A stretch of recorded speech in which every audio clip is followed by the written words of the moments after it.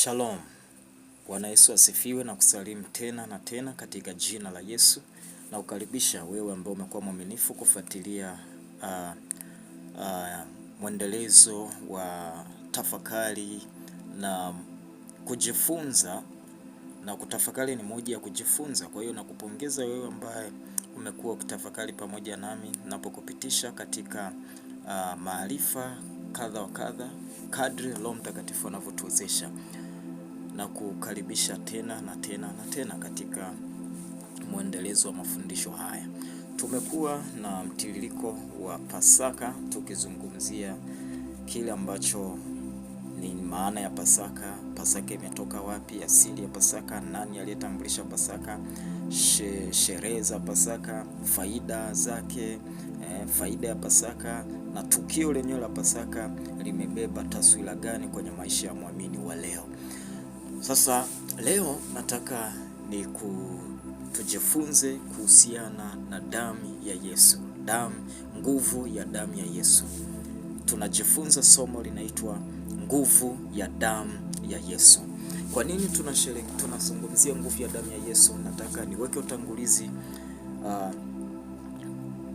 Tumezungumzia Pasaka, Agano la Kale, na tukasema Agano la Kale linazungumzia kumwagika kwa damu, kwa maana ya damu ya mnyama ilimwagika, na kupitia kumwagika kwa damu ya mnyama ikawa ni alama ya udhihirisho wa rehema za Mungu, asila ya Mungu kuepukika, au rehema zilizihirishwa juu ya taifa la Israeli, lakini pia ilikuwa ni alama ya kuleta ukombozi, Mungu kuachilia ukombozi kwa taifa la Israeli kutoka katika utumwa kwenye taifa la Misri. Kwa hiyo tunapozungumzia Pasaka, Agano la Kale, tunazungumzia kuna damu ilimwagika. Lakini tulipokuja Agano Jipya pia tunapozungumzia Pasaka, tunazungumzia damu ya Yesu iliyomwagika pale msalabani. Kwa nini damu? Kwa nini damu? Kuna nguvu katika damu. Kuna nguvu katika damu. Na kama ni hivyo, tunasema kwamba Agano la Kale walisherehekea Pasaka kwa sababu ya ukombozi na kupitia damu, na Agano Jipya tunasherehekea Pasaka kwa sababu ya ukombozi kupitia damu ya Yesu iliyomwagika msalabani. Sasa swali linakuja, je, ni namna gani tunasherehekea hizi Pasaka? Watu wengi wamekuwa wanashindwa kuelewa hapa, ni namna gani tutasherehekea hizi Pasaka. Mtu mmoja akaniuliza, sasa tunasherehekea Pasaka leo kwa kuchinja? Tunachinja wanyama, hapo ndio tunasherehekea Pasaka? Ni lazima kuchinja? Sasa nataka nikuonyeshe ni namna gani unasherehekea Pasaka leo, ama namna gani kibiblia tunasherehekea Pasaka. Chochote ambacho tunakifanya leo lazima kiwe katika andiko ama neno la Mungu lazima liwe ni kiongozi, ni msingi wa chochote kile ama fundisho lolote ambalo tunalo hivi leo. Katika kitabu cha Wakorintho wa kwanza sura ya 11 mstari 25 mpaka 26, acha niweke msingi hapo alafu tutajifunza. Wakorintho wa kwanza sura ya 11 mstari wa 25. Na vivi hivi baada ya kula akakitoa kikombe akisema, kikombe hiki ni agano jipya katika damu yangu. Fanyeni hivi kila mnywapo kwa ukumbusho wangu. Kwa ukumbusho wangu. Kwa ukumbusho wangu. Ukianzia mstari 24 anasema na mwili pia hivyo hivyo. Anasema fanyeni hivi kwa ukumbusho wangu. Yesu anakaa na wanafunzi wake katika ile sherehe ya Pasaka. Ilikuwa ni kipindi cha sherehe ya Pasaka yenye muktadha wa kile kilichotokea, ukombozi wa Israeli kutoka Misri, lakini Yesu anawapa taswira nyingine ama ufunuo wa kinabii juu ya kile ambacho kinaenda kutokea msalabani, ya kwamba anaenda kufa kwa ajili ya ukombozi wa mwanadamu kutoka katika dhambi. Kwa anawaambia hiki tunachokifanya sasa hivi, kinywaji tunachokunywa ni udhihirisho wa damu, na mkate tunaokula ni udhihirisho wa mwili. Kwa fanyeni hivi kwa ukumbusho wangu. Kumbe Pasaka ambayo tunaisherehekea leo ni Yesu mwenyewe ameitambulisha, na ni Yesu mwenyewe amesema tufanye kusherehekea Pasaka ama kukumbuka kile alichokifanya msalabani, kwa tunashiriki ushirika mtakatifu, ama wengine wanaita meza ya Bwana, ambapo inakuwa inajumuisha kushiriki mkate na divai ama kinywaji ambacho ni divai hii ambayo inasimama kama kiwakilishi cha damu ya Yesu. Kwa hiyo Yesu mwenyewe ametambulisha ili uweze kufanya kumbukizi ya tukio hili la yeye kufa msalabani na kuwa halisi kwenye maisha ya kwako. Unafanya kumbukizi hii kwa kushiriki ushirika mtakatifu. Na ushirika mtakatifu ni tukio ambalo Mungu mwenyewe amelitambulisha kupitia Yesu Kristo kwa waamini, kwa lengo la kuweza kusherekea ukombozi wa Kristo, ama kufanya kumbukizi, kusherekea, kukumbuka. Unasherekea ukikumbuka kile ambacho Yesu alikifanya msalabani. Kwa hiyo leo hii unaposhiriki ushirika mtakatifu, maana yake unakumbuka kile ambacho Yesu alikifanya msalabani. Unatumia kinywaji kile, unakumbuka kwamba kupitia kinywaji hiki Yesu alimwaga damu yake msalabani iliyoleta ukombozi. Kupitia mkate huu unaotumia, Yesu aliharibiwa mwili wake, alipata mateso katika msalaba mpaka kuelekea msalaba, hata mauti, ili niweze kupata ukombozi. Kwa hiyo Yesu anatambulisha ushirika mtakatifu sio tena kwa muktadha wa Agano la Kale kwamba ni ukombozi wa kutoka Misri. Anatambulisha zana ya ushirika mtakatifu kama kusudi la kukumbuka kile ambacho yeye alikifanya msalabani, na wakati ule tungesema anaenda kukifanya. Maana nimekwambia katika Wakorintho wa kwanza sura 11 Paulo anaelezea Yesu wakati ule anazungumza na wanafunzi wake, alifanya kinabii akiwatambulishia utaratibu wa kushiriki ushirika mtakatifu kama kumbukizi ya kile alichokifanya, anachoenda kukifanya msalabani, kwa sababu alikuwa hajaenda msalabani bado, lakini leo hii tayari ameshaenda msalabani, amekufa, amefufuka. Na tunafanya kushiriki ushirika mtakatifu ama meza ya Bwana kwa sababu tunakumbuka kile ambacho alikifanya, na ni agizo kutoka kwake yeye mwenyewe. Ni sakramenti ambayo tumeagizwa, ni lazima tuifanye, sio hiari. Kushiriki ushirika mtakatifu sio hiari. Kama wewe ni kanisa la kwako na ushiriki ushirika mtakatifu, siwezi nikakuficha, kanisa lako liko ICU. Si tu kushiriki, bali kuwa na uelewa, washirika waelewe ya kwamba, waamini waelewe ya kwamba ninashiriki si kwa sababu ni utaratibu wa dini wa kanisa. Ni tukio ambalo linanikumbusha ya kwamba uokovu wangu, imani yangu imejengeka katika hiki ambacho zaidi ya miaka 2000 iliyopita Yesu alikifanya msalabani. Hii damu na mkate ama na mwili wake ambavyo vimezihirishwa katika mkate na kinywaji hiki vimebeba dhamana kubwa ya kile ambacho nimekiamini. Kwa hiyo kama unashiriki ushirika mtakatifu pasipo uelewa huu, bado uko katika hali mbaya ya kuteswa na Ibilisi pasipo kujua haki zako.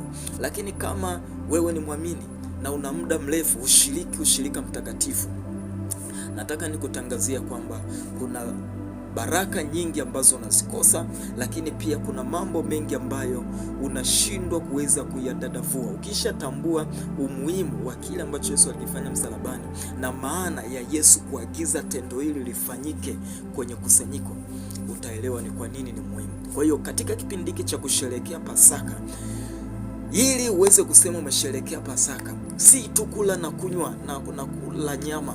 Waamini, nataka niwaambie, unapotazama video hii, unapotazama audio hii, usikubali kuandaa chakula cha kwako kizuri, pilau na kadhalika, iwapo hujajua ni namna gani unashiriki ushirika mtakatifu na ni uelewa kiasi gani umeupata kuhusiana na ushirika mtakatifu kabla hujaenda kushiriki hicho kikombe na huo mkate katika kusanyiko. Ni kipi ambacho kinafanya ama kilifanyika katika msalaba ambacho kinatufanya tukumbuke sana leo, ama tukumbuke kazi ya msalaba, tukumbuke nguvu ya kile kilichofanyika msalabani? Ni kumwagika kwa damu ya Yesu. Kumwagika kwa damu ya Yesu ndicho kinachotufanya tukumbuke kazi ya msalaba, damu ya mwanakondoo wa Mungu ambayo ilifanya kazi ya mabadilishano, kutupa sisi masamaha ya dhambi, ondoleo la dhambi na kuchukua dhambi zetu. Damu ya mwanakondoo wa Bwana. Sasa kwa nini damu ya Yesu na si damu nyingine? Kwa nini damu ya Yesu na si damu nyingine? Nimekwambia somo la leo tunajifunza nguvu ya damu ya Yesu, na tayari sasa nimeanza kukufundisha kwa nini damu ya Yesu ilitumika kuleta ukombozi wa mwanadamu na si damu nyingine. Kungeweza kutumika damu ya ng'ombe, pengine ikaenda msalabani, lakini damu ya Yesu, damu ya Yesu. Kwa nini? Ni kwa sababu ni damu yenye nguvu zote. Ilikuwa ina nguvu zote na itaendelea kuwa na nguvu zote milele na milele daima. Kwa nini damu ya Yesu pekee inaleta ukombozi kwa mwanadamu? Ni kwa sababu ni yenye nguvu zote. Nini kinaipa nguvu damu ya Yesu? Na hii ndio sababu ya kwa nini tunajifunza somo hili siku ya leo, nguvu ya damu ya Yesu. Ukielewa, ukinifuatilia vizuri na ukapata uelewa katika eneo hili la damu ya Yesu, kuanzia leo utabadilika namna yako ya kushiriki ushirika mtakatifu. Hautashiriki tena kwa mazoea na katika mindset ama mtazamo ule uliokuwa nao juu ya damu ya Yesu. Utashiriki katika hali ya ushindi. Nini ambacho kinafanya damu ya Yesu kuwa na nguvu? What make Jesus blood all powerful? Nini kinafanya damu ya Yesu iwe ni yenye nguvu, tena nguvu zote zisizo za kawaida? Ni ipi nguvu inayopatikana kwenye damu ya Yesu? Kwanza ningependa uelewe kwamba kila damu ina nguvu, kila damu ina nguvu. Turudi katika kitabu kile cha Mwanzo sura ya 9 mstari ule wa 4. Kitabu cha Mwanzo sura ya 9 mstari wa 4. Nataka nikuonyeshe kwa nini damu ya Yesu itumike kumkomboa mwanadamu. Ni kwa sababu ina nguvu zote. Kila damu ina nguvu, lakini damu ya Yesu ni damu yenye nguvu kuliko damu nyingine. Ni damu yenye nguvu zote. Damu yoyote ile inayo nguvu, lakini damu ya Yesu ina nguvu kuliko damu yoyote ile. Mwanzo sura ya 9 mstari wa 4. Mwanzo sura ya 9 mstari wa 4. Biblia inasema, bali nyama pamoja na uhai, yaani damu yake, msiile. Mungu anaita damu ni uhai. Anawaambia wanaweza kula nyama, lakini damu wasiile. Wakati ule anawazuia kula damu ya mnyama. Mungu anawazuia, na nitoka wakati wa Nuhu Mungu amemzuia mwanadamu asile damu ya mnyama. Kwa nini? Kwa sababu uhai wa kiumbe chochote unatokana na damu, ama upo katika damu ya kwake. Kwa Mungu anasema nyama pamoja na uhai, yaani damu yake, msile wakati ule. Lakini katika kitabu kile cha Mambo ya Walawi sura ile ya 17 mstari wa 11, alafu baadaye nitasoma na ule 14.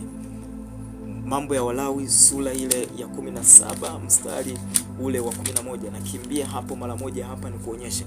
Mambo ya Walawi sura ya 17 mstari wa 11. Biblia inasema, kwa kuwa uhai wa mwili u katika hiyo damu. Kwa kuwa uhai wa mwili u katika hiyo damu. Ukisoma mstari wa 10 nasema hivi, kisha mtu awaye yote wa nyumba ya Israeli au miongoni mwa hao wageni wakao kati yao atakayekula damu ya aina yoyote, nitakunja uso wangu juu ya mtu huyo alaye damu, nami nitamkatilia mbali na watu wake, kwa kuwa uhai wa mwili u katika hiyo damu. Uhai wa mwili, uhai wa kiumbe chochote uko katika damu. Tusome mstari wa 14b, anasemaje? Kwa maana kuliko huo uhai wa mnyama, kwa maana kuliko huo uhai wa mnyama, hiyo damu yake ni moja na uhai wake. Kwa hiyo naliwaambia wana wa Israeli, msiile damu ya mnyama wa aina yoyote, kwa kuwa uhai wa mnyama, uhai wa wanyama wote ni katika hiyo damu yake. Atakayeila awaye yote atakatiliwa mbali. Uhai wa mnyama ama wa wanyama wote umejificha kwenye damu. Damu imebeba uhai wa mnyama yeyote. Kwa hiyo unapata kuona kwamba kuna siri iliyojificha kwenye damu. Si tu damu ya Yesu. Damu ya Yesu ina nguvu zote, lakini kila damu ina nguvu. Hata damu ya kwangu na ya kwako ina nguvu. Damu ya kuku, ya mnyama yote ina nguvu. Ndio maana kuna mambo mengi yanaendelea katika ulimwengu wa leo. Unataka mali za haraka, unataka mambo yaende, unataka mtoto, unaenda kwa waganga, wanakwambia tunataka kwa tatizo lilonalo, tunataka kuku. Ukileta kuku tatizo lako limekwisha. Mwingine kwa tatizo lilonalo, ukileta ng'ombe tatizo lako limekwisha. Mwingine anaambiwa ni mtoto mchanga, ukileta mtoto mchanga tatizo la kwako limekwisha. Nini kinatafutwa? Damu. Damu.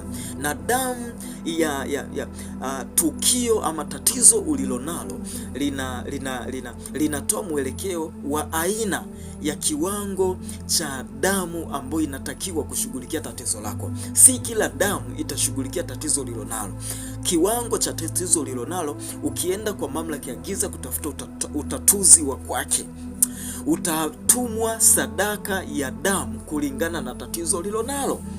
Uwezi ukataka mali ukatumwa sadaka ya kuku, damu ya kuku. Hapana, utaambiwa tunataka damu ya mtoto mchanga, damu ya mwanamke bikira, damu ya mtu mpendaye na kadhalika na kadhalika. Lengo ni nini? Kile ambacho ni tatizo la kwako kinachohitaji sadaka kwa ajili ya kuleta mabadilishano ya kile ambacho ni uhitaji wa kwako,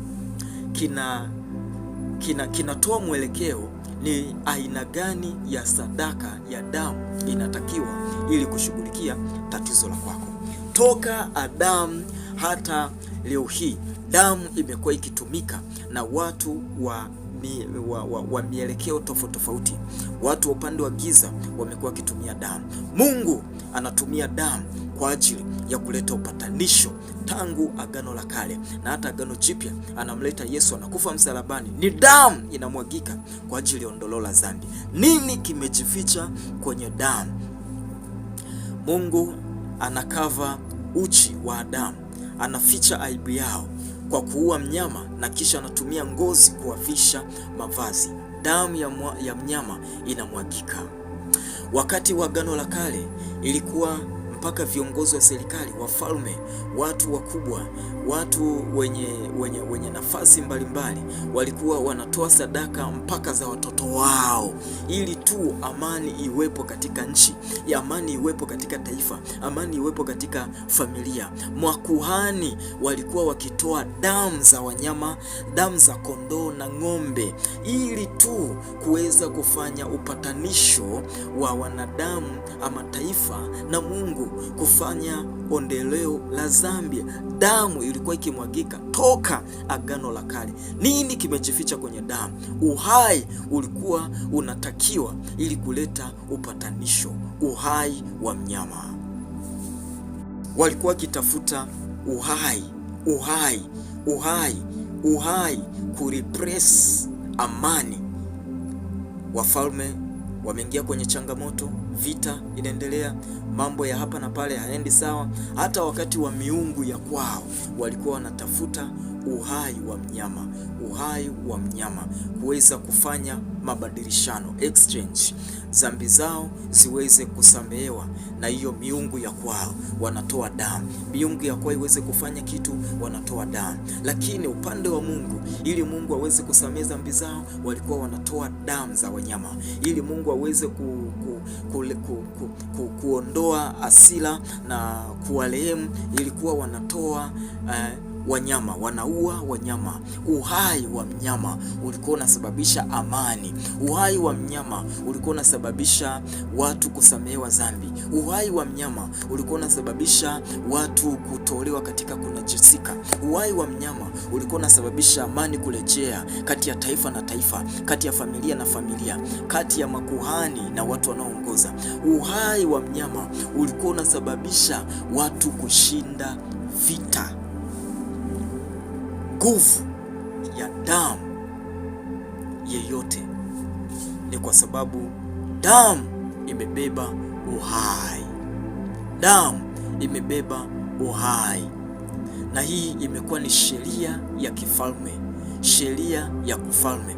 Aidha ufalme wa giza, ufalme wa nuru, unaopareti katika sheria hii ya kwamba uhai unapaswa utolewe kwa ajili ya kuziba pengo la tatizo fulani. Nataka tuangazie sheria kidogo kwa ufupi kabla sijaendelea kuzungumzia nguvu ya damu ya Yesu. Nataka nizungumzie kanuni na sheria. Ufalme wa Mungu unaopareti kikanuni na kisheria, na ndio maana wakati wote tunapofungua Biblia kusoma tunajifunza sheria, kanuni, mwongozo, tunapata ahadi na kadhalika. Huwezi ukajifunza ahadi ya Mungu kabla ya kuelewa kanuni. Ukitaka kujua ahadi za Mungu unapaswa ujue kanuni. Ukitaka kujua sheria za Mungu na uzifuate, unahitaji kujua kanuni zinazopareti katika sheria hiyo. Ufalme wa Mungu ni ufalme unaoenenda katika kuzingatia kanuni na sheria. Ni ufalme unaoenda katika mjongeo wa kikanuni na sheria. Sasa nataka nikupitishe katika sheria kadhaa ambazo ufalme wa Mungu unazitambua na Mungu amejipa kusubmiti katika sheria hizi. Anafanya mambo yake katika utimilifu wa sheria hizi. Sheria ya kwanza ni kwamba katika Mwanzo sura ile ya pili, Mwanzo sura ile ya pili mstari ule wa 16. Mwanzo sura ya pili mstari wa 16. Sheria ya kwanza ambayo tunaipata katika kitabu cha Mwanzo sura ya pili mstari ule wa 16 mpaka 17 ni kwamba kila atendaye dhambi, sheria ni lazima afe. Kila atendaye dhambi ni lazima afe. Mwanzo sura ya pili mstari wa 16 mpaka ule wa 17 anasema, walakini matunda ya mti wa ujuzi wa mema na mabaya usile, kwa maana siku utakapokula matunda ya mti huo utakufa hakika. Bwana Mungu akasema, si vema huyo mtu awe peke yake, nitamfanya msaidizi wa kufanana naye. Msingi na mkazo huko kwenye mstari wa 17, walakini matunda ya mti wa ujuzi wa mema na mabaya usile, kwa maana siku utakapokula matunda ya mti huo utakufa hakika. Hii ni sheria Mungu anaitambulisha ya kwamba siku utakapokiuka maagizo ya kwangu, kwenda kinyume na neno la kwangu, kutokutii kwako kutakupelekea kufa hakika. Maana yake ni lazima, sio inawezekana ukafa. Hakika utakufa. Maana yake lazima utakufa siku utakayoenda kinyume na maagizo yangu ya kutokula matunda haya, utakufa. Ni sheria namba moja. Kitabu cha Ezekieli sura ile ya 18. Nikimbie pale kwenye Ezekieli nikuonyeshe.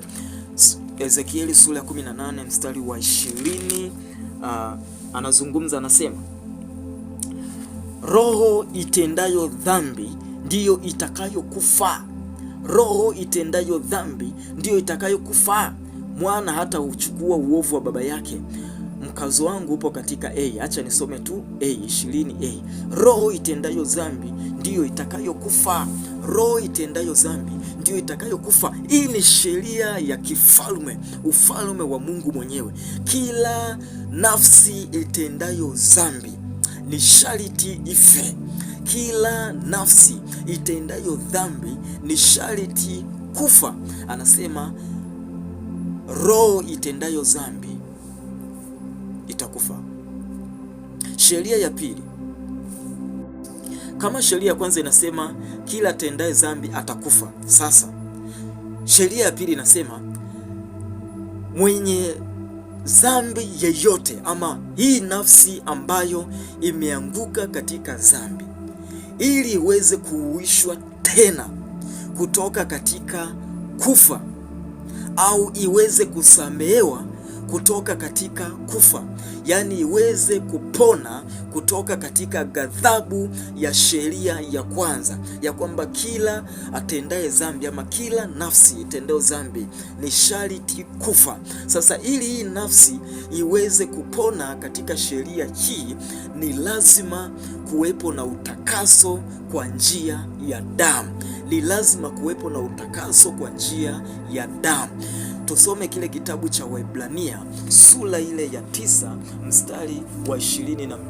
Tunadhibitisha sheria hizi kupitia neno la Mungu mwenyewe. Sura ile ya 9 Waebrania mstari ule wa 22, neno la Mungu linasema, na katika Torati karibu vitu vyote husafishwa kwa damu, na pasipo kumwaga damu hakuna ondoleo. Na katika Torati, kwa lugha nyingine, ni kwamba toka katika Agano la Kale, toka katika utambulisho wa Torati, vitu vyote vinatakaswa kwa damu. Chochote kile kinatakaswa kwa damu, na pasipo kumwagwa kwa damu ama kumwagika kwa damu hakuna ondoleo la dhambi, ama hakuna ondoleo la uchafu juu ya kitu ama nafsi yeyote. Kwa hiyo sheria ya pili katika ufalme wa Mungu ni kwamba nafsi itendayo dhambi, ili iweze kupona katika ghadhabu, ni lazima damu imwagike. Kwa lugha nyingine,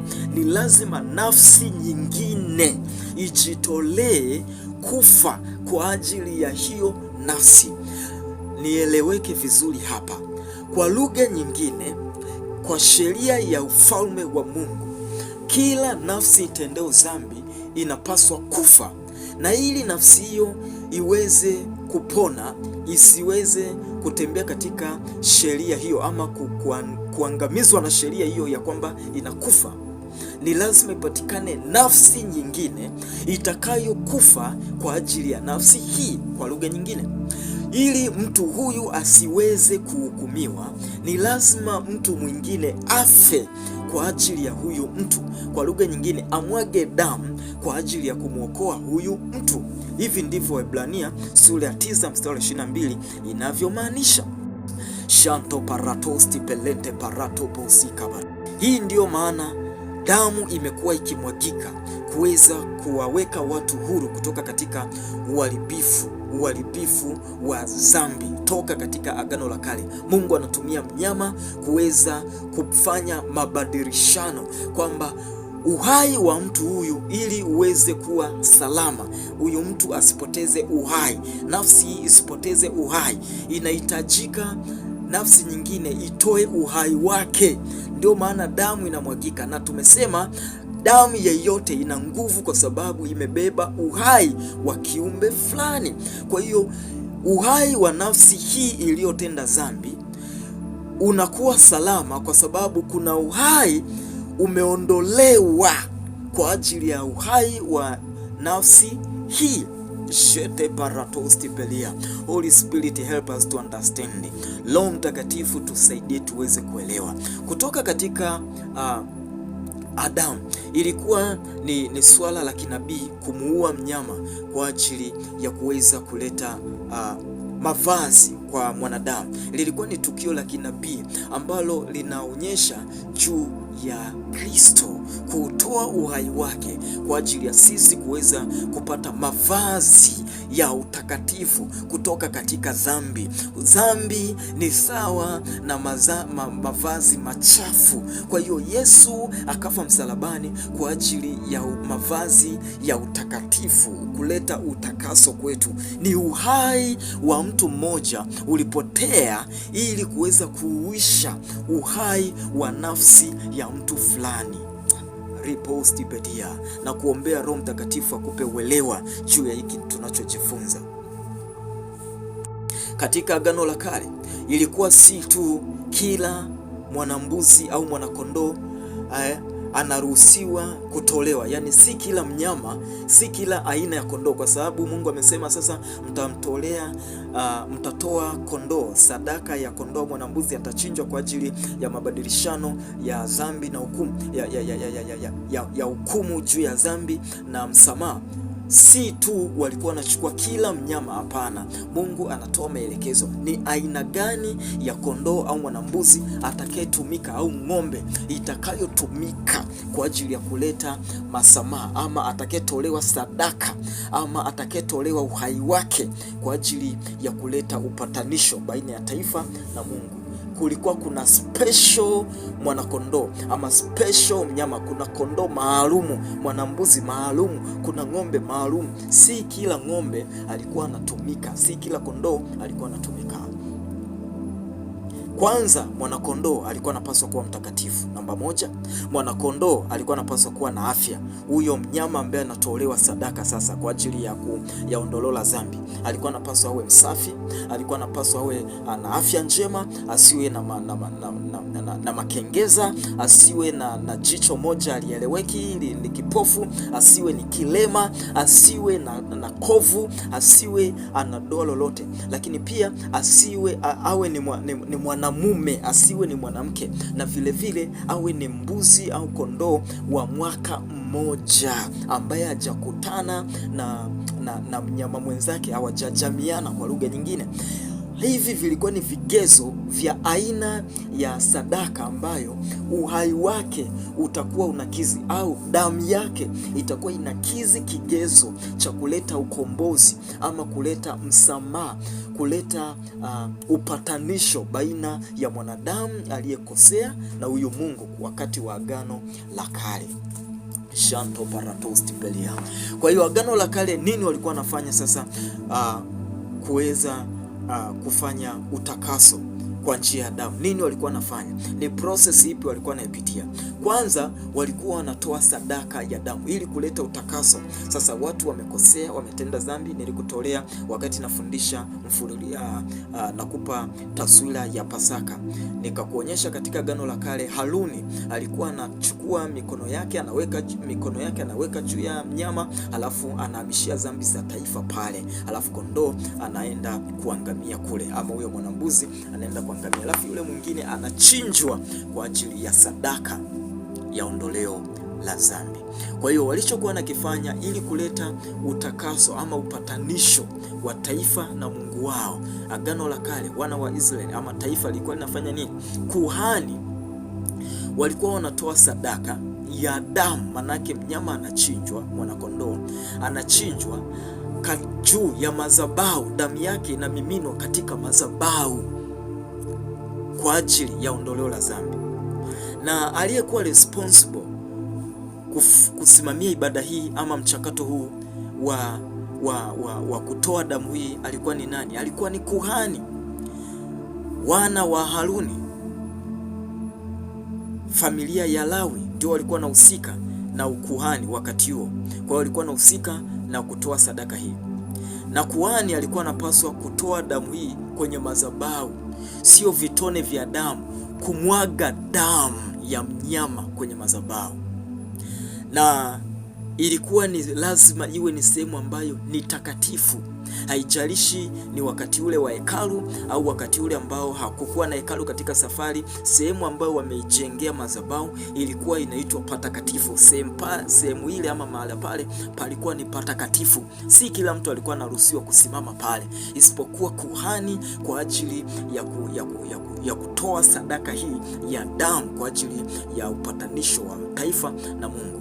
Kwa hiyo kuhani yeye mwenyewe kwanza alikuwa anapaswa ajisafishe, ajitakase kwa damu kabla ya kuingia patakatifu ambako anaenda kutoa sadaka ya damu. Kwa hiyo alikuwa anajitakasa kwa damu na kujisafisha. Ukisoma Mambo ya Walawi sura ile ya 8 mstari wa 30 utaona pale.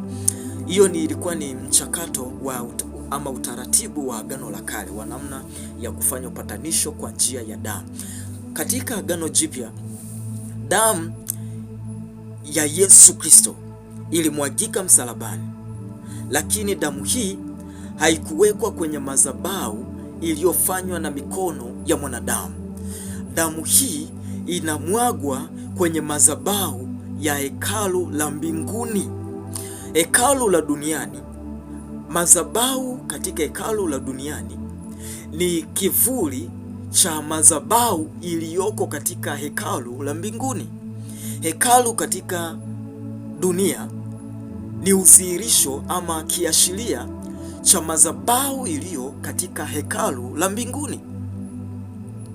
Kwa hiyo kuhani ambaye ni Yesu mwenyewe alichukua damu ya mwanakondoo ambaye ni yeye Yesu mwenyewe, akaipeleka katika madhabahu ya mbinguni, madhabahu ya kimbingu. Yesu alisimama kama kuhani ambaye anatupatanisha sisi na Mungu kwa njia ya damu, ya sadaka ya damu ambaye ni yeye mwenyewe. Kwa Yesu alisimama katika nafasi mbili, kama kuhani lakini pia kama mwanakondoo aliyechinjwa kwa ajili ya ondoleo la dhambi kwa wanadamu. Kwa hiyo nani alikuwa ni mwanakondoo? Ni Yesu. Nani alikuwa ni kuhani anayesimamia swala hili la damu kuwekwa katika madhabahu ya hekalu la mbinguni? Alikuwa ni Yesu mwenyewe. Sasa ni kipi kilichomfanya Yesu kama mwanakondoo kuwa na vigezo vinavyotakiwa kuweza damu yake kutumika kuleta ukombozi kwa wanadamu? Ama ni kigezo gani ambacho kilitumika kwamba Yesu kama mwanakondoo, Pasaka wa Bwana, damu yake inastahili kuleta uzima kwa watu? Ni kipi ambacho kimeiqualify damu ya Yesu mwanakondoo wa Bwana kuwa damu yake italeta uzima kwa watu? Ni kipi kimequalify? Tusome kitabu kile cha Mathayo sura ile ya kwanza na mstari ule wa 20. Tunaanza kujifunza kwa nini damu ya Yesu ilitumika. Kipi ambacho kiliqualify damu ya Yesu? Kipi ambacho kiliqualify? Mathayo sura ile ya kwanza mstari wa 20. Mathayo sura ya kwanza mstari wa 20 anasema, basi alipokuwa akifikiri hayo, tazama, malaika wa Bwana alimtokea katika ndoto akisema, Yusufu mwana wa Daudi, usihofu kumchukua Mariamu mkeo, maana mimba yake ni kwa uwezo wa Roho Mtakatifu. Yusufu alikuwa anawaza moyoni mwake, mtu mwenye hekima sana, anawaza kumkimbia Mariamu polepole, kimya kimya, bila kumdhalilisha. Kwa hiyo wakati anawaza hivyo, malaika wa Bwana anamwambia, no, usiwaze kumwacha, maana ujauzito alionao ni kwa uweza wa Roho Mtakatifu mwenyewe, si kwa jinsi ya kibinadamu, bali ni kwa uwezo wa Roho Mtakatifu. Hajatembea na mtu mwingine kumpata mtoto ama ujauzito alionao. Luka sura ile ya kwanza, tusome kitabu cha Luka sura ile ya kwanza, tuangalie kwa nini damu ya Yesu iliqualify kuwa ni damu inayostahili kurepresi uhai ambao nafsi ya mwanadamu inahitaji kuwa huru mbele za Bwana. Luka sura ya kwanza mstari wa 35 anasema, Luka sura ya kwanza mstari wa 35 anasema, malaika akajibu akamwambia, Roho Mtakatifu atakujilia juu yako, na nguvu zake aliye juu zitakufunika kama kivuli. Kwa sababu hiyo, hicho kitakachozaliwa kitaitwa kitakatifu, mwana wa Mungu. Roho Mtakatifu atakujilia kwa nguvu zake. Roho Mtakatifu atakujilia juu yako, na nguvu zake aliye juu zitakufunika kama kivuli. Kwa sababu hiyo, kitakachozaliwa kitaitwa kitakatifu.